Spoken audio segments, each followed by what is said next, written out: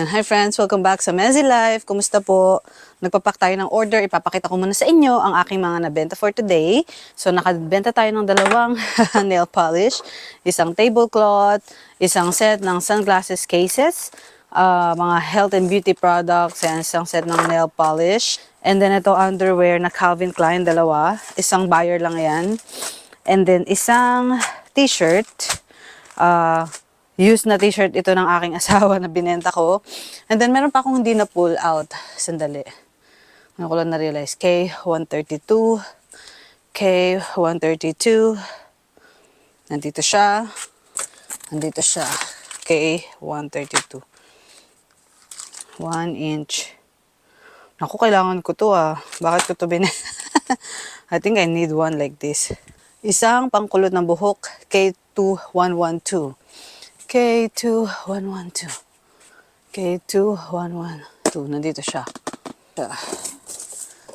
Pangkulot sa buhok. Binabaan ko yung presyo nito recently. Matagal na to sa akin. Siguro mag-iisang taon na, kaya binabaan ko yung presyo. Ayan, nabenta. If the price is right, it will sell. Nandito din. K2116.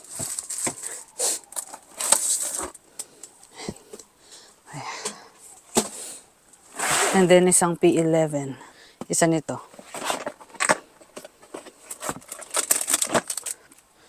Huh? Ba't magkaiba yung P11? So, na-realize ko may mali sa aking listing. Ito ay Pokemon na 3 pairs. Pero sabi ko, ba't parang iba? Ang listing dapat pang 1 pair, pati ang presyo, pero yung picture ay 3. So, nung pinull out ko siya sa SKU niya na P11, isang pair lang din yung nandun. So, mali yung picture na nailagay ko sa listing. Pero nabenta na siya, kahit na nakalagay sa title is 1 pair, ang isisend ko ay yung 3 pairs kasi mas madalas na tumitingin ng mga buyer sa picture kaysa sa title at description. So, yun, medyo palpak tayo doon, pero i-correct ko yan mamaya. And meron pumasok na order ngayon lang. So, ipupull out ko na rin siya para ma-pack all together. K27. K27. Nandito siya. Galing to sa previous Amazon na mga customer return.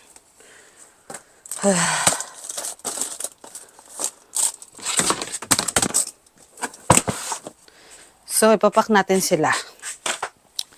Alright.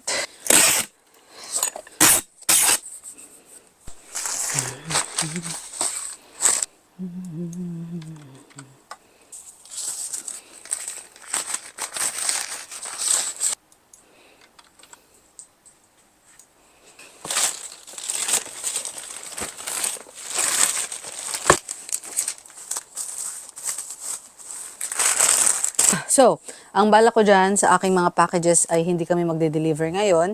Ilalagay ko lang siya sa front porch for pick up. Ipapakita ko sa inyo mamaya kung paano. And hindi kami magde-deliver kasi hindi kami alis ng bahay today dahil ang aking panganay na si Lucas ay may sakit. So, nandun sila sa loob ng bahay, nag-chill with their daddy, pahinga, magpagaling, ganyan. Pero mag-work pa din ako. And so far, ayan, nagpack ako ng about 35 minutes, which is good. Konti lang din naman kasi. And then mag-work pa ako siguro for another hour. Ang plano ko is mag-picture ng mga product and then makikichill ako sa kanila mamaya habang nagli-list. Plano ko mag-picture ng mga sapatos para makapag-list ako, maibenta na sila. Kasi yung aking VA ay busy mag-list ng mga damit. So, natatambakan siya ng i-list kaya ako na lang ang magli-list ng mga sapatos. And then, ayun pala, itong dalawang box na yan, ayan, dumating na nung, ewan ko kailan yung dumating, mga few days ago dumating. So, ayan yung mga sunglasses cases na missing. If you remember, siguro last month na nag-vlog ako, na-share ko na meron akong nawawalang package or hindi na-deliver na package. So, hindi ko makumpleto yung mga sunglasses cases, 'di ba, na gagawin ko sanang, na isesend ko sana sa Amazon FBA. So, umorder ako ng replacement color and ayan na sila, dumating na sila. Tinry ko i-claim yung nawawalang package pero hindi na-approve ng UPS dahil hindi ako ang sender. So, ako yung receiver ng package, di ba? So, sabi ko sa aking supplier, sila ang mag-file ng claim and na-approve naman. Pero, hindi nila agad ma-send sa akin yung refund nung nawawalang package. So, sabi nila, ikikredit na lang daw nila yun sa akin. So, sa susunod na order ko from my supplier, yun, dun na lang ibabawas yung lost. Ayun, so, tara, ilagay na natin to sa aking front porch.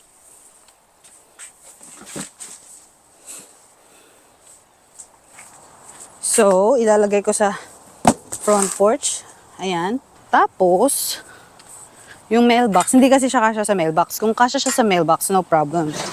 Tinaas ko yung red flag para alam nila na may pipick upin. Pero walang laman si mailbox kundi nakalagay porch pick up please. So, alam na nila yan.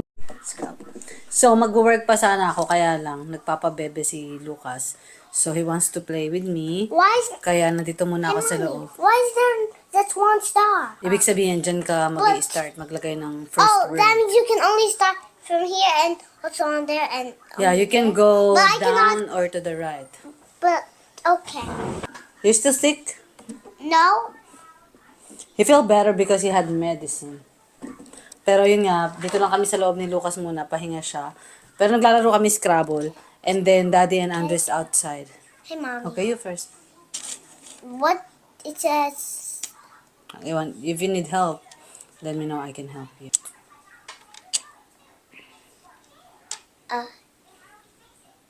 What's your word? Ah. Mm. One second. I can. And what? Ant? No. Let's see what first word would Lucas think. No.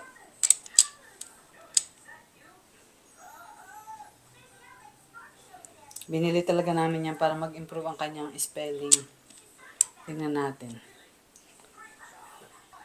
Can I use K for cat? No? But it also says I know, but that's not how you spell cat.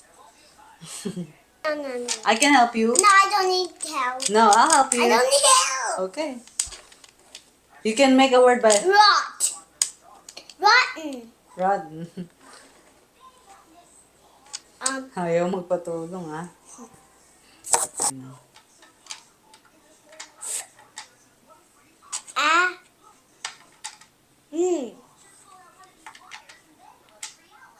Fan. Fan, okay. How many points is that? 6. Okay. You can I like do a diagonal? Yeah? Okay. Oh, no. I think it's only horizontal and vertical. That ends with N?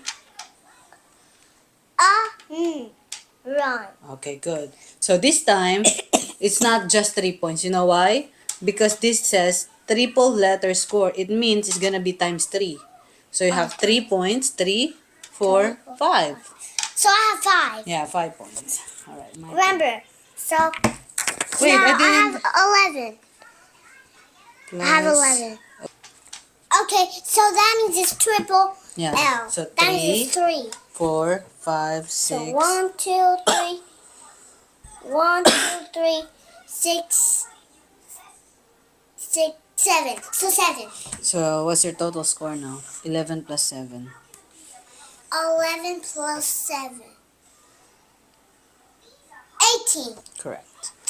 Okay, Mommy's turn. Daddy, Lucas won in the Scrabble. He got like 39 points and I got 21 points. And I was just thinking, I know, I always be like, making them win. Whereas you always, Make them lose yeah, why? because they need to lose. Be losers in life sometimes. You can't always win. But you always make them lose. I don't know. That's kind of like a big difference between me and my husband. I think it's a good balance. You learn to be be good losers sometimes. Can't I always know.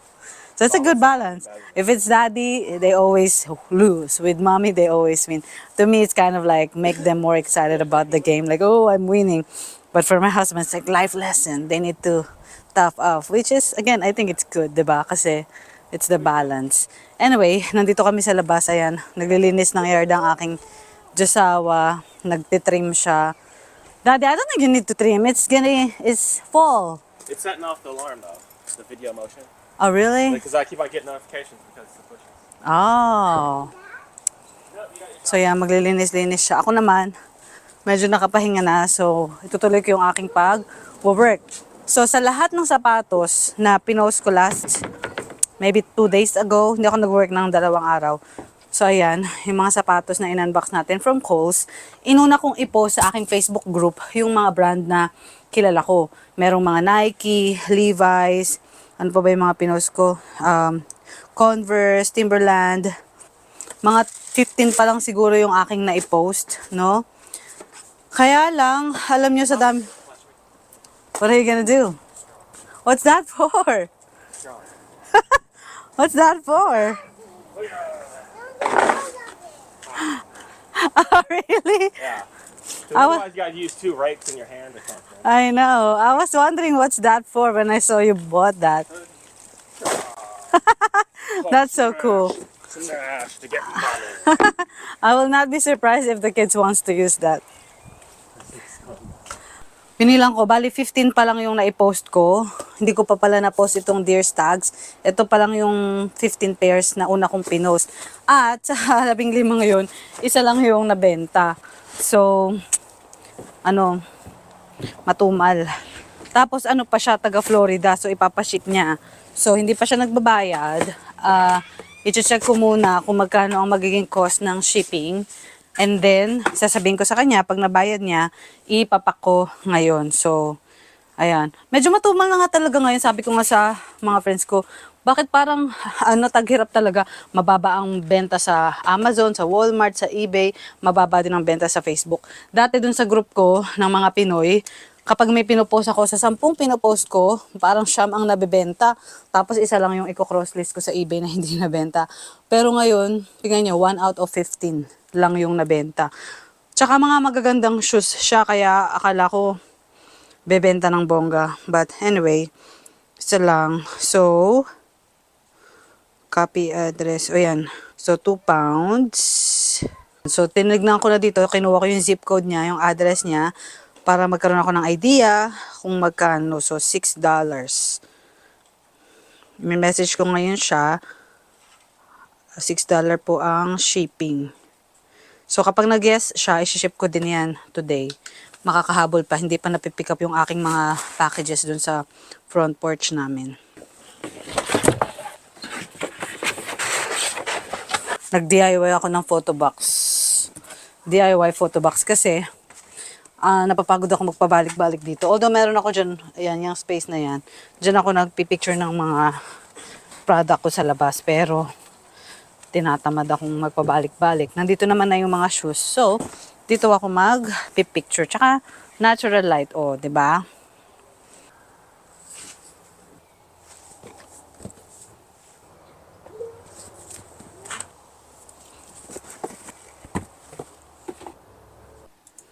Okay friends, ayan, nag-confirm na yung bumili ng sapatos. Ipapinak ko na siya. At ngayon, i-ship na natin. Ihahabol ko dun sa front porch. Nagbayad na siya sa akin online. So, siya ang nagbayad ng shipping.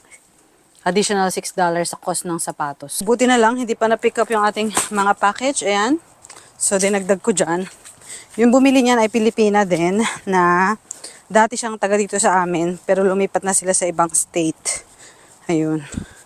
So, habang ako ay nagwo-work kanina pa, diba, nagpipicture ako dyan. Ito si Andrew. Andrew, what are you doing? What are you playing? Lalaro ng tubig. Si Andrew, talagang ano siya, yung batang laging madungis. Yung ganong tipo. Kaya siguro siya hindi sakitin. Si Lucas kasi, medyo maano siyang bata. Yung parang malinis.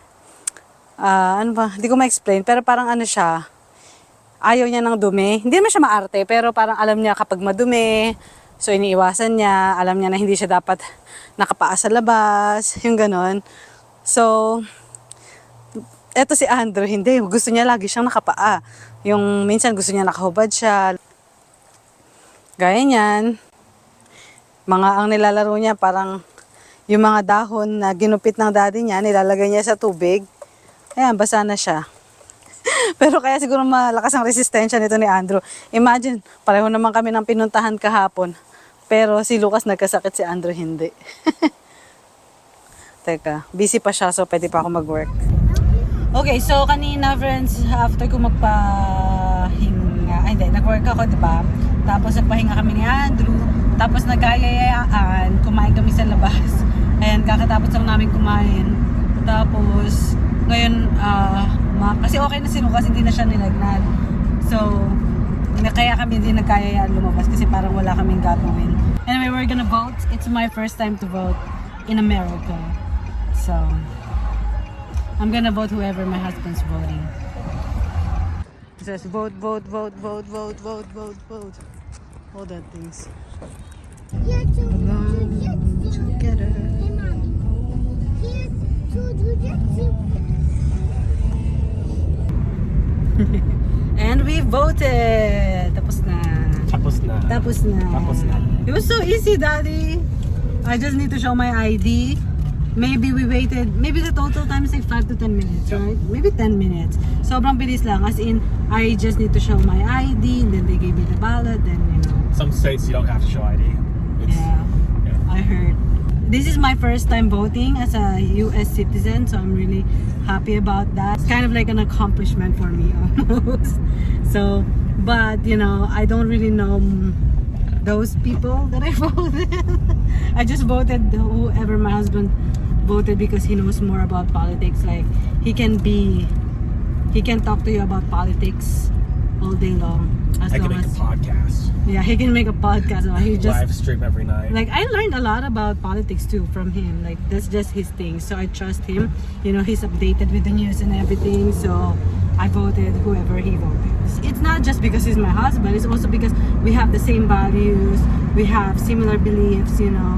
So whoever he votes are the same people that I believe also. There's not much choice in the United States. It's really not. Yeah, but you know, the funny part is after I vote for the president, I was looking for where's the vice president? Like, Yeah, they're together. yeah, they're together. So that's something that kind of like shocked me, I guess. In the But Philippines, for states, it's not like that. You have a yeah, you governor and a lieutenant governor. yeah, like Right? a mayor Because like and right vice now we have a mayor. Democrat governor Yeah. and a Republican lieutenant governor. So they can be on the opposite, They can be opposite, yeah. party. Yeah. Well, I know that before, but I kind of forgot. But yeah, today I was like, oh yeah, they're together. So if you vote for the president, you automatically vote for their vice president. So yeah, it's a good experience. Just Andrew vomit too. Andrew vomit. What's that, Daddy? Oh, just kidding. Show me. What's that? Ken Spencer. New? Taking pictures. I like that. He's been selling a lot on Etsy. I wouldn't say a lot. Well, to me, it's a lot. It's like I mean, for a beginner, you know, he was selling I have good. one product. Yeah, and he only have one One product. product, yes. 3D printed na can dispenser. Ayan. It's really good for the effort that you're putting in. It was just the initial. It's the initial design and like thought of what it is that Yeah. takes time. This thing doesn't exist, and if it does, it's really expensive. Yeah. It's not worth it, and it doesn't fit what I want. So Yeah. that's why I made it. Can dispenser, parang organizer siya para sa pantry. Sa mga canned goods, cabinets. ganyan. I think I showed it to one of my vlogs or many of my vlogs before. Pag nagpapak din ako ng orders niya, ng pa-orders niya. But recently, parang dumadami yung mga orders niya. So, happy for my hubby. Anyways, I was like, I'm gonna say I'm very happy because I just sold the first shoes that I list on eBay. The Timberland. You remember you pointed that out? Yeah. Yeah. So, merong isang shoes dun sa Kohl's liquidation na Timberland yung brand name. Tapos, my husband was like picking it out and trying to find the price but there's no price tag or label. And I checked it out. Ayun nga, mahal nga siya. Most on eBay, they were selling it for $140 to $150. And then I posted it for 130 something. I think 135. And then somebody sent an offer today for 120. Syempre, in-accept ko malaki na rin yung 120. Tapos, so imagine no, I think I will get probably at least $80 from that, like the payout. So 120 minus eBay fees minus shipping fee, at least $80. Tansya ko, 80 to 90 ganyan. So isang sapatos is like about 20% na ng cost ng lahat ng buong pallet. So that's how good the previous Kohl's liquidation is, diba? That's how really good it is. So I'm very happy about that. Alright, that's the end of our day. Nagluluto lang ako ng mainit na noodles kasi ang lamig. So, I feel like eating instant noodle. Beef. Lucky Me beef. Magkano na po ang Lucky Me beef sa Pilipinas? It's like 70 cents here in US. You're so handsome, Daddy. Look at my handsome husband. That's my husband.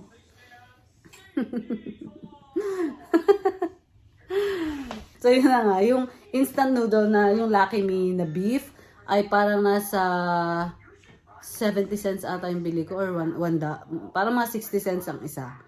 So magkano yun sa pesos? 60 cents, $50, 30 pesos, ganun. Magkano na po ang Lucky Me instant noodles dyan sa Pilipinas sa tindahan? Let me know sa comment section below. Kasi namamahalan pa din ako dun sa 60 cents namin dito. Pero syempre minsan nakikrave ako ng mga Filipino na mga pagkain. Kahit yung noodles, kahit sabihin mong simple lang yan.